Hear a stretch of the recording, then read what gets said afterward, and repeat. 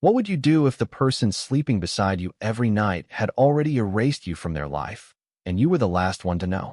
The bedroom was silent except for the faint hum of the ceiling fan and the glow of her phone lighting up the nightstand at 2:17 a.m.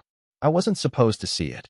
I had woken up thirsty, but her screen flashed a name I didn't recognize, followed by a message that read, "Same room as last time. Miss you already." I stood there, frozen, watching her breathe like nothing in the world had changed, while mine had just collapsed. And that was only the beginning. If you genuinely enjoy our stories, please subscribe to the channel, tell us where you're from, and what time it is right now. It's always fascinating to know how far our story flows. At first, I told myself it had to be nothing. A wrong number. A coworker. Anything but what my gut was screaming. But doubt doesn't go away, it spreads. It stains everything. We lived in a quiet neighborhood in Dallas, just off Greenville Avenue. The kind of place where neighbors wave, where nothing feels like it could go wrong. Inside that house, though, something had already rotted. Emily started changing slowly. Not all at once, never that obvious. She stayed out later, said she was grabbing drinks with friends. Her laughter around me faded, replaced with distracted nods and forced smiles.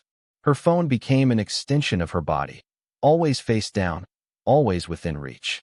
One night at dinner, I tried to reach for her hand across the table at a small diner off Mockingbird Lane. She pulled back like I burned her. "Don't," she muttered, eyes glued to her plate. That was the moment I realized. I wasn't her husband anymore. I was just someone occupying space. The humiliation didn't hit all at once.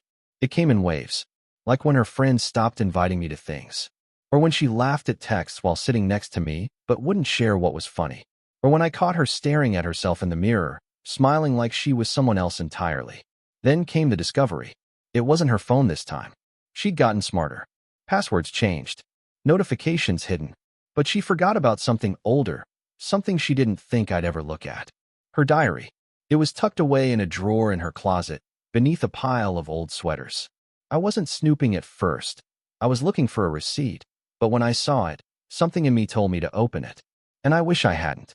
Page after page, my life unraveled in her handwriting. Complaints about me. About how predictable I was. How she felt trapped. And then him. No name at first. Just he. He makes me feel alive again. He understands me. I didn't mean for it to happen, but I don't regret it. My hands were shaking when I flipped to the most recent entry. Dated just 3 weeks ago. That's where I found it. A phone number. Written carefully, circled twice. And next to it, our place, room 314. I sat there on the floor for what felt like hours, staring at those numbers like they were carved into my skin. That was the moment I broke. Not loudly, not dramatically, quietly, completely. But something else replaced it. Clarity. I stopped confronting her. Stopped asking questions. I became normal, predictable. The version of me she already believed I was. Meanwhile, I started collecting everything. I called the number from a burner phone. He answered. "Yeah," he said casual. Like I didn't matter. I hung up, but I had his voice. I traced the hotel, just off Interstate 635. Not fancy, but discreet. I checked records. Cameras. Times. Dates. Patterns. She thought she was careful. She wasn't careful enough. Over the next 2 weeks, I gathered everything. Photos of her car in the parking lot. Copies of hotel receipts. Call logs. Even recordings. Every lie she told me, documented. Every moment she thought she was untouchable saved. And she did feel untouchable. One night, she stood in the kitchen, arms crossed, looking at me like I was beneath her. "You've changed," she said coldly. I almost laughed. "Maybe," I replied. She smirked. "You should figure yourself out." Oh, I had. What she didn't know was that I had already spoken to a lawyer, filed the paperwork, prepared everything. And I didn't want just a divorce. I wanted truth. Public, undeniable truth.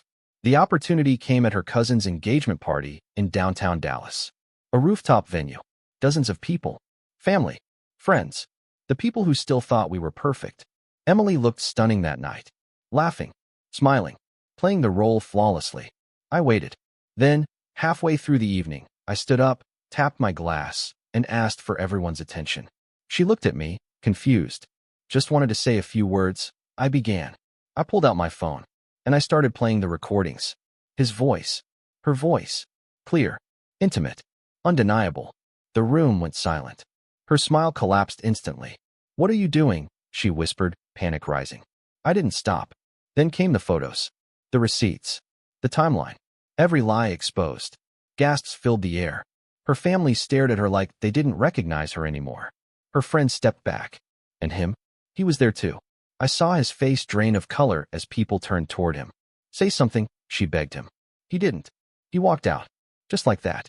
She reached for me, desperate now, tears streaming. "Please, we can fix this." I stepped back. "No," I said quietly. "You already fixed it."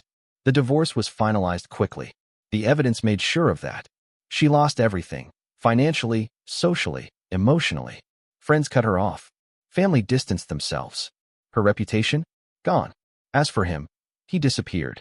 Cowards usually do. Months later, I drove past that same hotel. Room 314. The light was off. And for the first time in a long time, I felt nothing at all. Because the woman I once loved didn't leave me that night.